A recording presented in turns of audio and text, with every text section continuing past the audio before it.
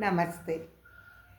Dear friends, by God's grace and by all your best wishes, today we are going to start that new episode, Kavitvam, Telugu Kavitvam.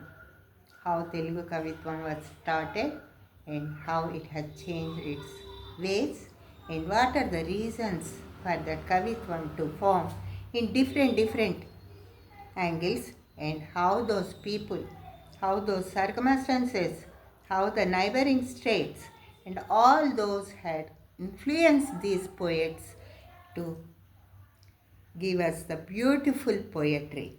And as all of you know, language is the way to express in form, sound form, our views. So, all Alankarikas will say that Bhava Pravahakamu Bhasha. When we are expressing our feelings in some words, in some language, that is known as Bhasha. And in previous days, there were all divisions, but only two divisions of language were in existence. They are spoken language and written language. In the initial stages, spoken language played an important role because there is no need of writing, no need of taking more time, and they used to talk with each other and gradually it spread to one another. As you know, each other is between two and one another is among so many more than two. And these people started talking something, saying some new words, discovering new words.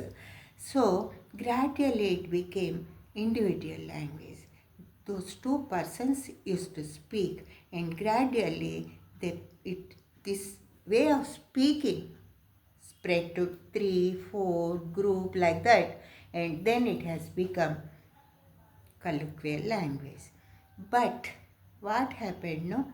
This colloquial language is having certain limitations. It can be used, it can be in existence only in limited area, only with limited people, and it has its existence only for certain period, limited period.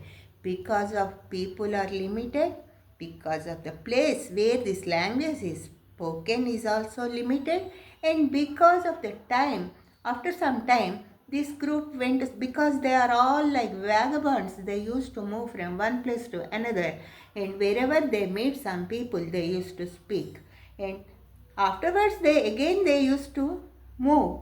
So this language has lost its grip over some place because it has to move from place to place, and its life was very short in a particular place with some particular group. So they understood that the importance of the written language, it is better if we have script, that is lipi we will say in Telugu. If we are having script, we can write something, we can play something, and that will exist more than this spoken language, because wherever they are going, they are using some new words. So there is no particular designed word for something, some object. So they have decided this is already better if we use lipi script for our language also, that is for our Telugu language also. They have realized and they felt this as their responsibility as a civilized people, because according to time, people are getting more civilized and more knowledge they are acquiring, and they have decided that it should not perish there itself. So they have decided to keep that language forever. And then they thought that they have to adopt some language, some own language. They have to create one language and they have to keep it forever. And they thought that that is their crucial responsibility to do that. So, according to the scholars and historians and Telugu literate people, The Telugu language, Telugu script was in existence from 1st century. But according to some people, 11th century, Nannaya introduced Andhra Mahabharatam, the Itihasa, and they will consider that as starting period of Telugu Lipi. And for some other people, they have shown the examples, they have shown the proofs also. Before that only, that is Prangnannaya Yuga, Nannechodudu and some other writers, they have written something, and they have written some inscriptions on stones, on copper plates, and they kept it forever what they have done. But there were only sentences in those all inscriptions, and at that time, during that time, luckily our neighboring state Kannada is in full swing, and there were so many great poets, and they have started writing poetry also. In Telugu language got the time to get originated, these scholars have adopted two things to the Telugu script. One is the script that they got fascinated by Kannada script, and they thought they like that similar, not exactly similar, that may be square in letter in those letters, but they got attracted and they thought, but it is better to adopt a new script like this. And the writing way they have adopted Brahmi Lipi. This is more important. In our Telugu literature, in our Telugu written form of Telugu language, we have, means our ancestors have, our great people, scholars, they have adopted two things from two languages. One is they got fascinated by the beauty of the Kannada language, and they thought that it is better to adopt in small difference, a slight difference, the same script, and they started writing round Telugu letters. They picked that for all alphabets. But for writing also, there were two types of writings already in existence at that time, and some people, they used to start from left. As you know, in Urdu, they will start from left and they will start to right. And some people will start from right and they will end with left. Like that, our Brahmi Lipi, Urdu, we will start with our right hand and we will end with our left hand. But Brahmi Lipi is not similar to Kannada Lipi, not similar to Telugu Lipi also. Haluni Gadha Saptasati was written. But what they are doing now, that is what they are doing, what these people have picked now is that Brahmi Lipi. Brahmi Lipi means we will start writing our alphabets from our left side, and we will continue the sentence, and we will end our sentence towards our right. That procedure they have, writing from left, starting from left and ending to right, they have, our ancestors, our scholars, they have adapted from Brahmi Lipi. Brahmi Lipi is not similar. It will be like some alphabets, reverse like that. But that writing system, starting of the sentence from left to right is taken from Brahmi Lipi. And writing all small, all pearls. Telugu language will be pearls, muchala danda. Like that, they have taken by from neighboring Kannada language.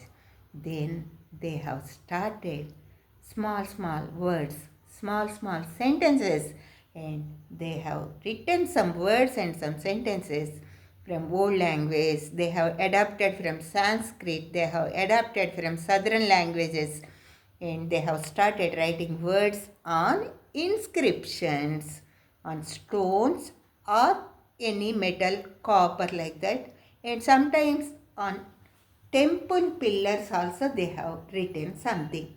Like that we got some sources how Telugu Lipi was originated, how it was fascinated, how it got inspiration from other languages, and what are the methods adopted to write the Telugu language. Gradually what happened, no? These words and these sentences got inspiration from other languages. Already at that time, Kannada writers, great writers like Pampa and others, they have started writing Itihasas and other books. And Telugu writers also started writing something because they got the capacity to write the words. They got the capacity to create the works. They got the capacity to write the imaginary things also. And so many descriptions, so many formats like that. Basing on time and situations, all poetry, Telugu poetry, started changing its forms. It sat nicely on the palanquin of the writers after decorating itself with all jewels, and it it was a it is a it will be a feast to our eyes. Thank you one and all. Please bless me. If I am wrong in any way, you can always help me to. You are always free to give the suggestions through comments so that I can rectify my mistakes and I can do better. Thank you one and all. నమస్తే. ఈనాటి నుండి మీ అందరి సహాయ సహకారములతో సహజ కవి బమ్మెరపోతనామాచ్యులు గారు చెప్పినట్టుగా విభుద జనుల వలన విన్నంత కన్నంత తెలియవచ్చినంత తేటపరుతూ, అంతటి మహానుభావుడే అలా చెప్తే ఆయన ముందు నేనెంతండి? ఏదో మీ అందరూ చెప్పిన దాన్ని బట్టి ఉత్సాహంతో కుతూహలమే, అంత కుశాగ్ర బుద్ధి లేదు, అయినా కూడా ఒక ప్రయత్నంగా తెలుగు తల్లికి చంద్రుని కొన్నూలు పోగులాగా అసలు తెలుగు కవిత్వం ఏ విధంగా ప్రారంభమైంది, తర్వాత ఏ మజిలీలు చేసింది, వాటికి ఏవేవి కారణాలైనవి, ఏ రాజకీయాలైనయా, రాజ్యమైందా, సాంఘిక పరిస్థితులైనయా, లేకపోతే ఏవైనా అప్పుడు ఉన్న దురాచారాలైనయా అనే వాటి గురించి కొంచెం ముచ్చటించుకుందాము. అసలు పూర్వము భావంతోనే ఉండేది. ఆ భావ ప్రవాహకము భాష అని మన పెద్దవాళ్ళు చెప్తూనే ఉన్నారు. భావానికి శబ్ద రూపం కనుక కలిగితే దాన్ని మనము భాష అని దానికి పేరు పెట్టుకుని ఆ విధంగా మనం వాడుకుంటున్నాము. ఆ భాష అనేది గ్రాంధిక భాష, వ్యావహారిక భాష కాదు, అంటే మౌఖిక భాష, లిఖిత భాష అని రెండు రకాలుగా మన పెద్దవాళ్ళ చేత విభజింపబడ్డది, రెండుగా వర్గీకరింపబడ్డది. అందులో ఆ కాలంలో అప్పుడు ఉన్న వాళ్ళ పరిస్థితులకి వాళ్ళు చాలా చోట తిరుగుతూ ఉండేవాళ్ళు, ఒక చోట స్థిర నివాసం ఉండేది కాదు.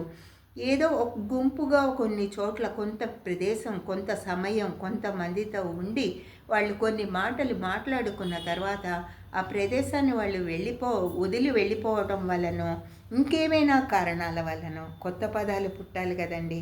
ఎప్పుడు పాత పదాలు ఎలా ఉంటాయి? అందుకని ఆ పదాలు ఏమైనాయంటే కాలపరిమితితో కాలగర్భంలో కలవటం మొదలుపెట్టాయి. కొంతమంది జనుల మధ్యలోనే ఉండటం వల్ల ఆ జనులు అక్కడ ఉండకపోవచ్చు, ఇంకొక కొత్త పదాలు మాట్లాడుతూ ఉండొచ్చు, లేదా పరిస్థితులన్నీ మారిపోయి ఉండొచ్చు, చుట్టుపక్కల రాజ్యాల వల్ల ప్రభావంతో కానీ మారిపోయి కూడా ఉండవచ్చు. ఆ విధంగా వ్యవహారిక భాషగా వాళ్ళు మాట్లాడుతున్న, మౌఖిక భాషగా మాట్లాడుతున్న ఆ భాష జనముల యొక్క సంఖ్య పరిమితంగా ఉండటం వల్ల కానీ, వాళ్ళు మాట్లాడుతున్న ప్రదేశం భౌగోళికంగా చాలా తక్కువగా, చిన్నదిగా, పరిమితంగా ఉండటం వల్ల కానీ, లేదా ఆ కాలానికి అంతవరకే ఉండటం వల్ల కానీ మసగబారిపోయి కాలగర్భంలో కలిసిపోవటం మొదలుపెట్టింది.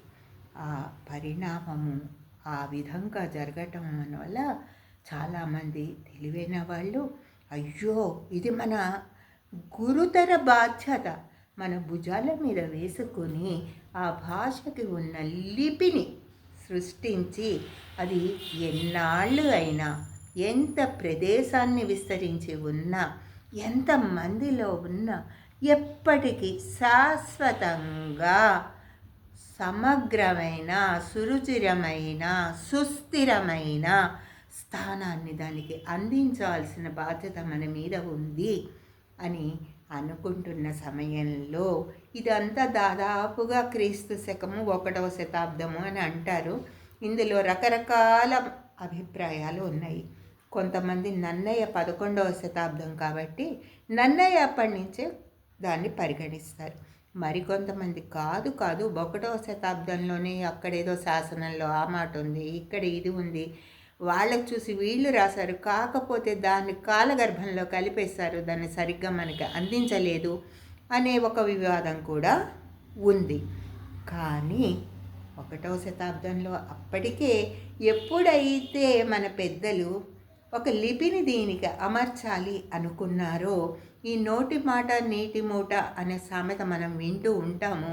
అది ఎక్కువ రోజులు ఉండటం అనేది కష్టము, ఎక్కువ మందికి అది అందుబాటులో ఉండదు. కనుక వాళ్ళందరూ అప్పుడు ఉన్న పొరుగు భాష అయిన కన్నడం మీద చాలా ఆసక్తి చూపించి, వాళ్ళకి ఆ కన్నడ భాషా శైలి పద్ధతి చాలా అందంగా అనిపించి, దానికి తగినట్టుగానే మనము కూడా తెలుగు భాషని, అందుకే మనం గమనిస్తే తెలుగు భాష కన్నడ భాష చాలా వరకు మనకి భాష రాకపోయినా చదవగలుగుతాం, అర్థం తేడాగా ఉంటుంది, కానీ లిపి చాలా వరకు మనం కలిసి చదవగలుగుతూ ఉంటాము.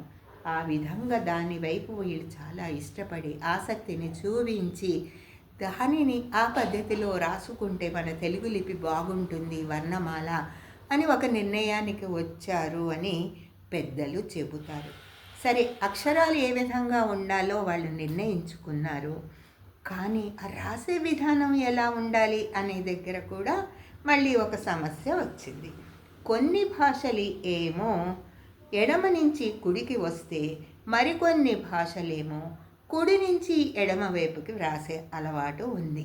మన తెలుగు భాషని బ్రాహ్మీ లిపి అనే పద్ధతిని అనుసరించి ఎడమ వైపు ప్రారంభించి, మనము ఎక్కడ నుంచుని ఉంటామో మనం ఎడమ చేతి వైపు నుంచి ప్రారంభించి కుడి చేతి వైపుకి తీసుకొచ్చి అక్కడ పూర్ణ బిందువును పెట్టి వాక్యమును పూర్తి చేసే సాంప్రదాయాన్ని మన వాళ్ళు స్వీకరించారు. అదే పద్ధతి ఇప్పటికీ కాదు, ఎప్పటికీ కూడా అదే కొనసాగుతుంది. అదే మన తెలుగు భాషామ తల్లి మనకి అందించిన గొప్ప వరం. ఆ తెలుగు భాష ఎప్పుడైతే అలా అవుతుందో, చిన్న చిన్న పదాలు వచ్చి ఆ పదాలను శాశ్వతంగా ఉంచాలి అనే కోరికతో వాటిని శిలాఫలకాల మీద, రాగి రేకుల మీద, గుడిలో ఉండే స్తంభాల మీద, గోడల మీద వాటిని చెక్కించటం మొదలుపెట్టారు. ఆ విధంగా చూసుకుంటే అప్పుడు వాళ్ళు అలా భద్రపరిచినవే భవిష్యత్ తరాలకి బంగారు నిధులుగా పనికి వస్తున్నాయి. ఆ విధంగా వాళ్ళు అప్పుడు వాక్యాలని చేయటము, ఆ వాక్యాలు ఫలాని రాజు ఫలాని దండయాత్ర చేశాడు, ఫలాని పనులు చేశాడు, అప్పుడు మనకి అది ఒక జరిగిన విషయాన్ని చెప్పే వరకే ఉన్నది. అందులో కొన్ని పదాలని కూడా వాళ్ళు వాడారు, ఉపయోగించారు. ఆ తర్వాత కాలక్రమేణా కాలంతో పాటుగా, కాలం ఏ విధంగా జరుగుతూ ఉంటుందో మానవ మేధస్సు కూడా చాలా ముందుకు జరిగి ఈ విధంగా కాదు అని ఇరుగు పొరుగు రాష్ట్రాలు ఏమి చేస్తున్నాయో గమనిస్తే అప్పటికి కన్నడంలో, కర్ణాటకంలో గొప్ప గొప్ప కావ్యాలు రావటం మొదలుపెట్టాయి. కవులు జనించారు, వాళ్ళల్లో ఊహాశక్తి పెరిగింది, కథా వస్తువు తీసుకునే శక్తి కూడా పెరిగింది. వాళ్ళు తీసుకున్న వస్తువును చక్కటి భాషతో, చక్కని శైలితో ఏ విధంగా అందరికీ అందించాలో, అంటే తెలుగు భాషామ తల్లికి ఏ విధంగా అలంకారాలు పెట్టాలి, ఏ విధంగా సందులు జోడించాలి, సమాసాలు జోడించాలి, జాతీయాలు పెట్టాలి, ఆ తెలుగు తల్లికి ఒక్కొక్క అలంకారం చేసి ఆ కథా వస్తువుకి మెరుగులు దిద్ది కమనీయమైన కావ్యంగా మార్చాలి అనే ఆలోచన వచ్చింది. ఎవరైతే కమనీయమైన కావ్యాన్ని మనకు అందించగలుగుతారో వాళ్ళని కవులు అని అందరూ అంటారు. నాన్ ఋషి కురుతే కావ్యం అనేది ఆర్యోక్తి. అంటే ఆ కావ్య రచన చేసేటప్పుడు స్థిత ప్రజ్ఞలే దాని ముందు ఏకాగ్రతతో వాళ్ళు తీసుకున్న కథా వస్తువుని మరింత ఉన్నత స్థాయికి తీసుకువెళ్ళి దానికి కావలసిన అన్ని హంగులు చేరుస్తూ ఆ కావ్యము అనే కన్యని పల్లకీలో వాళ్ళ ఊహల పల్లకీలో ఊరేగిస్తూ అందరికీ ఉత్సవంగా చూపించడం ప్రారంభించారు. ఈ విధంగా కావ్య రచన అనేది తెలుగు భాషలో ప్రారంభం అయ్యింది. ఆ కావ్య రచన ఏ సమయంలో ఏ విధంగా ఉంది, దానికి దోహదపడిన పరిస్థితులు ఏమిటి, అప్పుడు వాళ్ళకి రాజపోషణ లభించిందా, లేకపోతే వాళ్ళే ఏదైనా వేరే పరభాష అన్యభాష కవుల యొక్క కవిత్వాన్ని తెలుసుకుని స్ఫూర్తితో వీళ్ళు కూడా రాయటం మొదలుపెట్టారా, కథా ఇతివృత్తంలో ఏవైనా మార్పులు తీసుకొచ్చారా, ఆ కథా వస్తువుని ఏ విధంగా అందలం ఎక్కించారు, అందరికీ అందేట్టుగా అందుబాటులోకి తెచ్చారు అనే అంశాలని మనము వచ్చే ఎపిసోడ్స్లో కొంచెము ముచ్చటించుకుందాము. ఒక్కసారి మనం ఇప్పటివరకు ఏవి మాట్లాడుకున్నామో వాటిని విహంగ వీక్షణంగా ఒక 5-6 వాక్యాలు ఉన్నాయి. వాటిని ఒక్కసారి చదివేసుకుని దాని తర్వాత మనం తర్వాత ఏం చేయాలి అనేది చర్చించుకుందాము. రండి.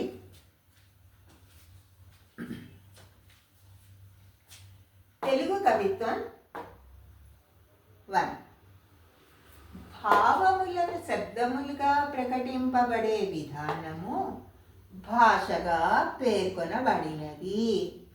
ఆ భాష మౌఖికము, లేఖనము అని 2 వర్గములుగా విభజింపబడినది. మౌఖికముగా మజిలీలు చేస్తున్న భాష పరిమితమై కనుమరుగు కాసాగింది. ఆ పరిణామం లిపి ప్రాధాన్యతను, భాషా సుస్థిరత నెలకొల్పే బాధ్యతను పెట్టింది. అప్పటికే అమలులో ఉన్న కన్నడ లిపి పోలిన లిపిని బ్రాహ్మీ లిపి విధానమును, ఇది బ్రాహ్మీ లిపిలో ఒక అక్షరం, స్వీకరించింది. రాతి రేకుల మీద, రాతి స్తంభముల మీద లిపిని భద్రపరచటం మొదలుపెట్టింది. వాక్యాలుగా 1వ శతాబ్దము నుండి ఊపిరి పోసుకుంటున్న తెలుగు లిపి కొందరి ఊహల పల్లకిలో ఊరేగుటకై కొత్త సొబగులు దిద్దుకొని కవిత్వము అని నామకరణము చేసుకుని అడుగులు కదుపసాగింది. ఈ కవిత్వము అనే దానికి కవి, కవితా వస్తువు, ప్రకటనా సామర్థ్యము, ప్రయోజనము అను 4 మంచి లక్షణములను కలిగి అలరారుతుంటుంది. ఇది కవిత్వము యొక్క మనము మొదటిగా మాట్లాడుకుంటున్న అసలు ఆ కవిత్వము అనేది పుట్టడానికి లిపి ఏ విధంగా అవసరము, ఆ లిపి అనేది పుట్టడానికి ఎటువంటి పరిస్థితులు, మౌఖికం దాటి కావాలి అనేది ఎటువంటి పరిస్థితులు గుర్తు చేసాయి, ఆ తర్వాత పదము ఏ విధముగా వ్రాయపడుతుంది, వాక్యము ఏ విధముగా బ్రాహ్మీ లిపితో ఆ విధానాన్ని తీసుకుని వ్రాయబడుతోంది, ఎడమ వైపు నుంచి ప్రారంభమయ్యి కుడివైపునకు వచ్చి ఆగిపోతుంది. ఏ విధంగా కన్నడ కవులను చూసి స్ఫూర్తిని తెచ్చుకొని మన తెలుగు కవులు, శివ కవులు ఎంతోమంది గ్రంథ రచనలను ప్రారంభించేశారు. అదే కాకుండా ఆ కవిత్వంలో ఒక్క భక్తి మాత్రమే కాదు, భక్తి, యుక్తి, శక్తి, రక్తి, ముక్తి అన్నీ కూడా ఉండేటట్టుగా వాళ్ళు చాలా కృషితో, అందుకే వాళ్ళని ఋషులు అంటున్నాము, వాళ్ళు మనకి అందించారు. వచ్చే ఎపిసోడులో ఈ కవిత్వం యొక్క మజిలీలకి కారణాలు ఏమిటి, ఎందుకు ఈ కవిత్వం ఎప్పుడూ ఒకే విధంగా ఉండట్లేదు, కొత్త కవింత పాతక రోత అనే సామెత మనం వింటూనే ఉంటాము. ఈ కవిత్వం ఇన్ని మలుపులు తిరగటానికి పాతదనం అనేది లేదు. అయినా కూడా కొన్ని పరిస్థితులు సహకరించకపోవటం వల్ల కొన్ని కొత్త కొత్త ఆలోచనలు అభిప్రాయాలే కాకుండా అభ్యుదయము అనేది చాలా అవసరం కనుక కవి తన కవితా విధానాన్ని ఏ విధంగా మార్చుకున్నాడు అనే అంశాలని చర్చించే ప్రయత్నం చేద్దాము. ఇప్పటికి సెలవు తీసుకుంటాను. వచ్చే ఎపిసోడ్లో మళ్ళీ కలుస్తాను. నమస్తే. జై తెలుగు తల్లి.